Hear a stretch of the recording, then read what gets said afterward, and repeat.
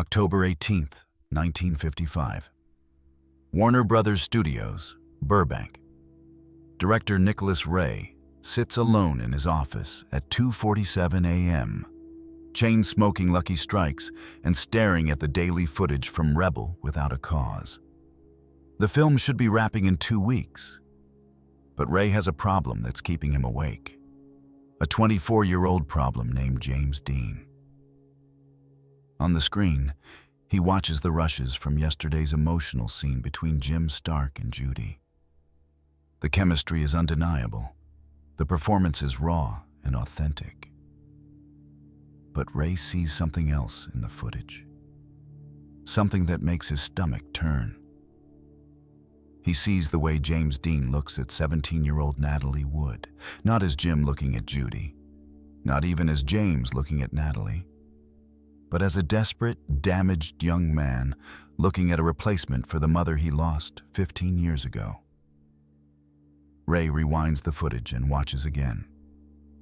There it is. The moment when James's eyes change. When he stops being an actor and becomes something else entirely. Something predatory. Something dangerous.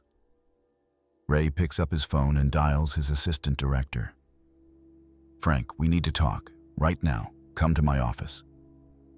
When Frank arrives 20 minutes later, he finds Ray pacing like a caged animal, his usual calm demeanor shattered. "We have a situation," Ray says without preamble. "James Dean is no longer acting.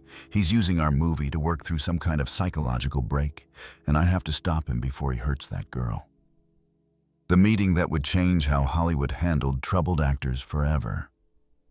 The moment when one of the industry's most respected directors faced an impossible choice. Protect his artistic vision or protect a 17-year-old actress from psychological exploitation.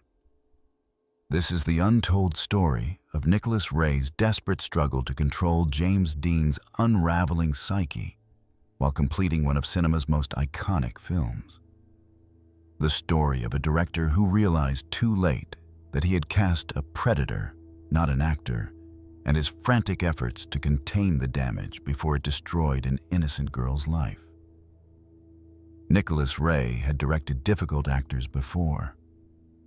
He understood the temperament of artists, the emotional volatility that often accompanied great talent. When he cast James Dean in Rebel Without a Cause, he thought he was getting intensity and authenticity. He had no idea he was importing 15 years of unprocessed trauma onto his film set. Ray was 44 years old in 1955, a veteran director known for his psychological insight and his ability to work with young actors. He had made his reputation with films that explored the darker aspects of American life. And he was drawn to James Dean precisely because of the young actor's obvious emotional complexity. Ray thought he could harness James's pain and turn it into art. The first warning signs appeared during rehearsals in September 1955. Ray noticed that James seemed unable to distinguish between his own emotional life and his character's psychology. During read-throughs, James would improvise dialogue that had nothing to do with the script, but everything to do with his personal history of loss and abandonment. "Why do parents always leave?" James said during one scene that was supposed to be about teenage rebellion. "Why do they promise to stay and then just disappear when you need them most?" The words weren't in Ray's script, but they were so emotionally authentic that Ray initially encouraged the improvisation. He thought James was accessing some universal truth about youth and family. He didn't realize that James was simply bleeding his own trauma all over the set. The situation became more concerning when Natalie Wood joined the production. From the moment James met the 17-year-old actress, Ray could see something shift in the young man's demeanor. James became protective of Natalie in ways that seemed paternal rather than romantic, speaking to her in tones that suggested he was unconsciously channeling memories of his relationship with his mother. "You don't have to be afraid," James told Natalie during their first scene together. "I'll take care of you." I won't let anyone hurt you." The words were beautiful, but the way James delivered them made Ray uncomfortable. There was something possessive about his tone, something that suggested he was speaking to Natalie not as Jim Stark, but as some wounded version of himself seeking to heal old wounds through protecting her. Ray initially dismissed his concerns as directorial oversensitivity. Working with young actors always created complex dynamics, and he had seen leading men become protective of their younger co-stars before. But as filming continued, James's behavior toward Natalie became increasingly inappropriate and alarming. If you want more untold stories like this, don't forget to subscribe and leave a like. Your support means everything to us. During breaks between takes, James would follow Natalie around the set, telling her stories about his childhood, his relationship with his mother, his feelings about loss and abandonment. He would speak to her with an emotional intimacy that was completely inappropriate for their professional relationship and her age, treating her more like a confidant or even a therapist than a colleague. Ray began to notice that James couldn't seem to see Natalie as a separate person with her own needs and boundaries. He had constructed an elaborate fantasy in which she existed primarily to provide him with emotional support and maternal comfort, and he seemed genuinely confused when she tried to maintain professional distance. The director's concerns deepened during the filming of the emotional scenes where Jim Stark comforts Judy after she's been hurt by her family. These were meant to be tender, romantic moments between two troubled teenagers. But James transformed them into something that made everyone on set uncomfortable. In one particularly disturbing scene, James began speaking to Natalie not as Jim, but as himself, telling her about his mother's death, about his feelings of abandonment, about his desperate need for someone to stay with him. He held her face in his hands with an intensity that went far beyond what the script required, looking at her as if she were a lifeline rather than a scene partner. "You won't leave me, will you?" James whispered to her, completely off script. "Promise me you won't leave like everyone else does." Natalie, trapped in the scene and unsure how to respond, looked directly at Ray with an expression that clearly communicated her distress. In that moment, Ray realized that James Dean wasn't acting anymore. He was using their movie as a vehicle to work through his psychological trauma, and he was pulling an innocent 17-year-old girl into his dysfunction. Ray called cut immediately, but the damage was done. He could see the fear in Natalie's eyes, the way she immediately moved away from James when the scene ended. He could also see James's confusion and frustration at being interrupted, as if he genuinely didn't understand why his behavior was problematic. That night, Ray went home and called his mentor, the legendary director John Ford, seeking advice about how to handle the situation. Ford, known for his no-nonsense approach to filmmaking, was blunt in his assessment. "Fire him," Ford said without hesitation. "A director's first responsibility is to protect his actors, especially the young ones. If this kid is using your movie to work through his psychological problems, he's not an actor. He's a patient. And you're not a doctor." But Ray faced a dilemma that Ford's straightforward advice couldn't solve.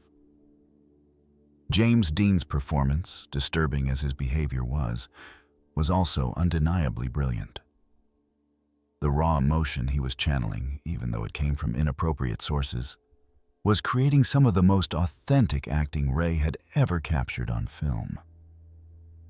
The studio executives were already calling the daily footage revolutionary and talking about James as a potential star.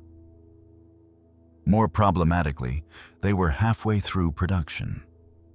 Firing James would mean scrapping millions of dollars worth of work and starting over with a new actor. In 1955, Hollywood, That kind of decision could end a director's career, regardless of the moral justifications.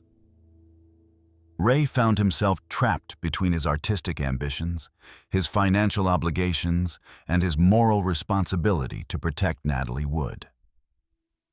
The choice that followed would haunt him for the rest of his career. Instead of firing James, Ray decided to try to manage the situation through careful monitoring and strict boundaries. He assigned assistant directors to watch James's interactions with Natalie between takes, forbidding them from being alone together. He rewrote several scenes to minimize their physical contact and emotional intimacy. Most importantly, he began having private conversations with James about maintaining professional behavior. But these conversations revealed the depth of James's psychological dysfunction. When Ray tried to explain that his behavior toward Natalie was inappropriate, James became defensive and confused, insisting that he was only trying to help her with her performance. "She reminds me of someone very important to me," James told Ray during one of their meetings. "Someone I lost a long time ago. I feel responsible for protecting her." Ray realized that James was talking about his mother, and that he had projected his unresolved grief onto Natalie so completely that he couldn't see her as anything other than a replacement for what he had lost. This revelation terrified Ray, because it meant that James's behavior wasn't conscious or controllable. It was driven by psychological compulsions that the young actor didn't even recognize. The crisis escalated during the filming of the scene where Jim and Judy share their first kiss. What should have been a tender, age-appropriate romantic moment became something so psychologically disturbing that it shocked everyone who witnessed it. When James kissed Natalie, Ray could see through the camera that something was wrong. James's body language wasn't that of a young man kissing his girlfriend.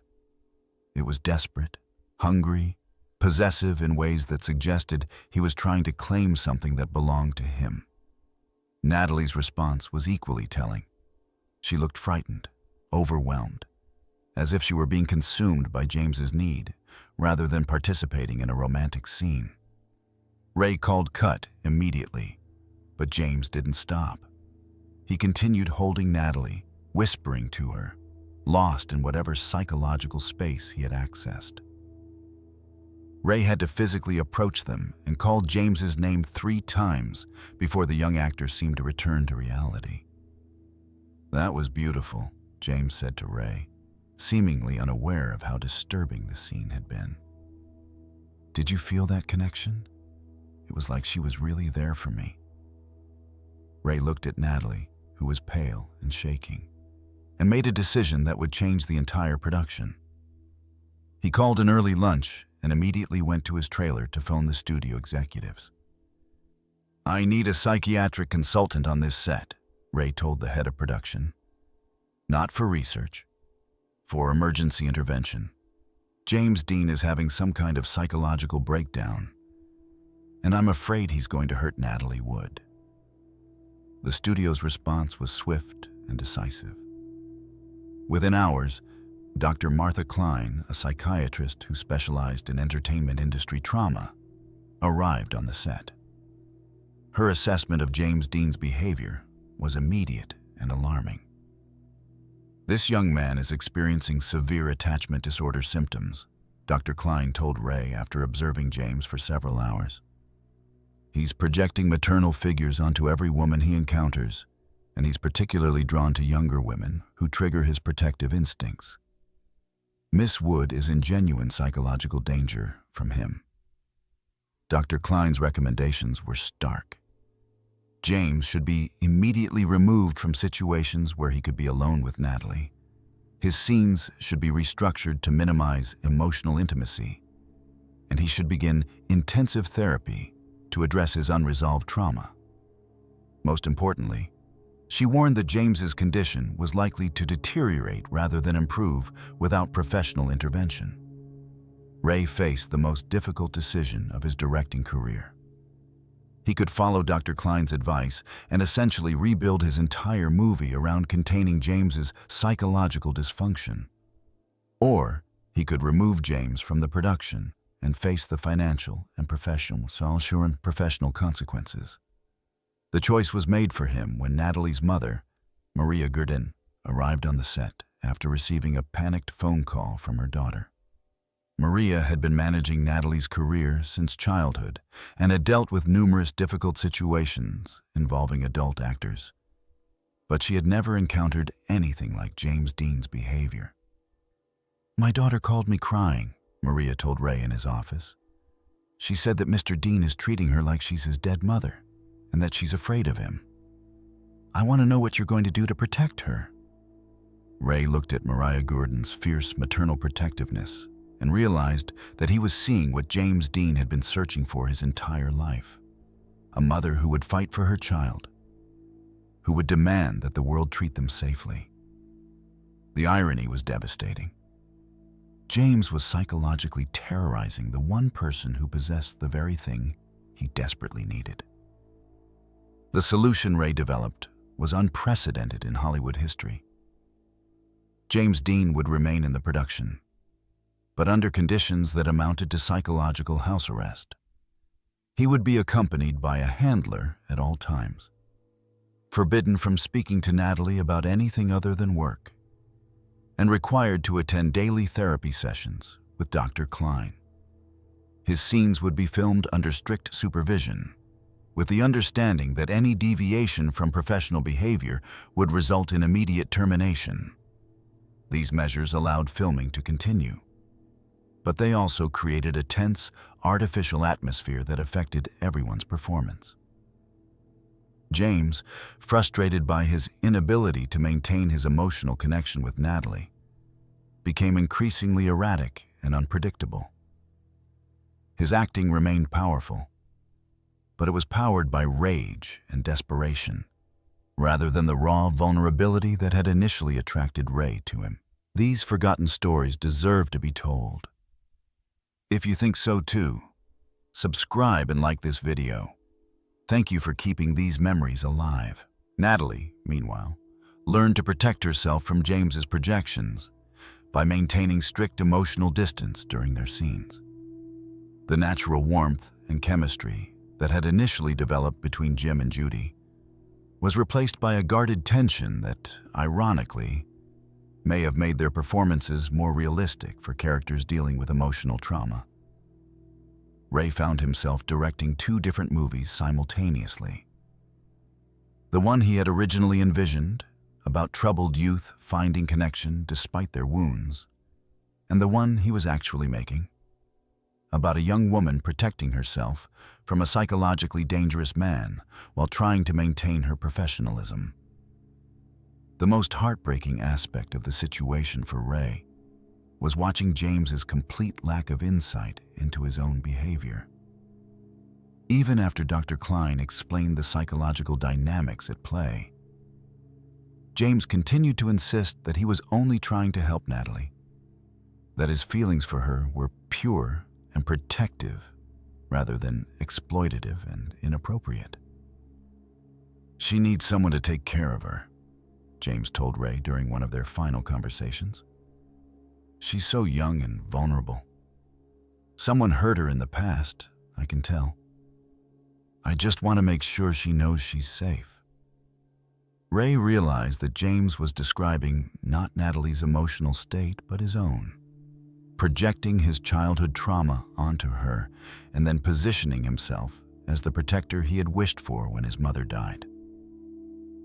The psychological complexity of this dynamic was fascinating from an artistic perspective, but it was also deeply disturbing from a human one. As filming neared completion, Ray began to understand that James Dean's problems extended far beyond method acting or artistic temperament. He was watching a young man slowly disintegrate psychologically, unable to distinguish between his inner world and external reality, using his considerable talent as a weapon against the very people he claimed to care about. The final weeks of production were marked by James's increasing desperation and recklessness. Denied access to Natalie as an emotional outlet, he began engaging in dangerous behavior off-set, driving recklessly, drinking heavily, and alienating other cast and crew members with his unpredictable mood swings. Ray tried to convince James to continue therapy after filming Wrapped, but the young actor refused, insisting that his problems would resolve themselves once the movie was finished. "I just need to find the right person," James told Ray. "Someone who understands. Someone who won't leave." When James Dean died in his car crash on September 30th, 1955, just weeks after Rebel Without a Cause finished filming, Ray felt a complex mixture of grief and relief. He had gotten the performance he needed for his movie, but at the cost of enabling a young man's self-destruction and putting an innocent girl at risk. In later interviews, Ray spoke about James Dean with a mixture of admiration and regret that revealed how deeply the experience had affected him. "James had more talent than anyone I ever worked with," Ray said in a 1975 interview. "But he also had more unresolved trauma than any director should have to manage. I should have protected Natalie better. I should have protected him from himself." The story of Nicholas Ray's dilemma reveals the impossible choices that artists sometimes face when dealing with troubled collaborators. Ray's decision to continue working with James Dean despite his psychological dysfunction produced one of cinema's most iconic performances. But it also demonstrated the moral compromises that can occur when artistic ambition conflicts with human welfare. For Ray, the experience with James Dean was a harsh lesson about the responsibility that directors have to protect their actors from psychological exploitation, even when that exploitation comes from other actors. His careful documentation of James's behavior patterns helped establish some of the first industry protocols for dealing with mentally unstable performers. The tragedy is that James Dean's talent was so extraordinary that it obscured the severity of his psychological problems until it was too late to address them effectively. Ray's dilemma, choosing between artistic brilliance and human safety, became a cautionary tale about the dangers of enabling troubled artists rather than insisting they seek help.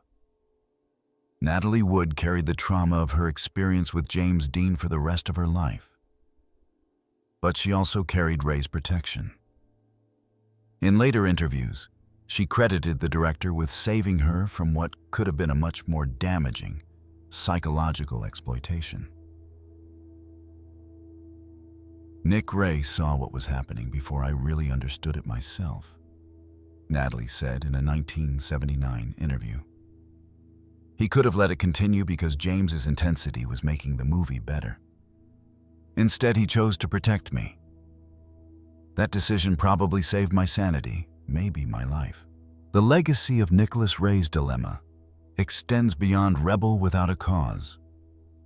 His experience with James Dean led to industry-wide discussions about the responsibility of filmmakers to address actors' psychological problems rather than simply exploiting them for artistic purposes. The protocols he helped establish, psychological monitoring, mandatory therapy, strict boundary enforcement, became standard practice for productions dealing with troubled performers. In the end, Ray's choice to protect Natalie Wood while containing James Dean's dysfunction produced a masterpiece of American cinema. But it also highlighted the human cost of that achievement. The director spent the rest of his career advocating for better mental health support in the entertainment industry, using his experience with James Dean as a case study in the dangers of untreated trauma. The boy who lost his mother at 9 never learned to stop looking for her in the faces of the women around him. Nicholas Ray's genius was recognizing this pattern and finding a way to capture its artistic power while preventing its most destructive consequences. But even Ray couldn't save James Dean from himself.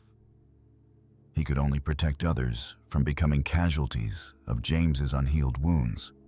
The movie that resulted from this psychological battlefield became an enduring testament to the complexity of human emotion and the possibility of creating art from pain. But it also serves as a warning about the responsibility we all have to recognize. When someone's trauma has become toxic to those around them, and the courage required to say, "I have to stop him before he hurts that girl." This is the channel where we tell the untold stories of James Dean. The love he lost, the life he lived, the legend he became. If you enjoyed this story, please hit the like button and subscribe. There are more hidden truths waiting to be uncovered, and you won't want to miss them.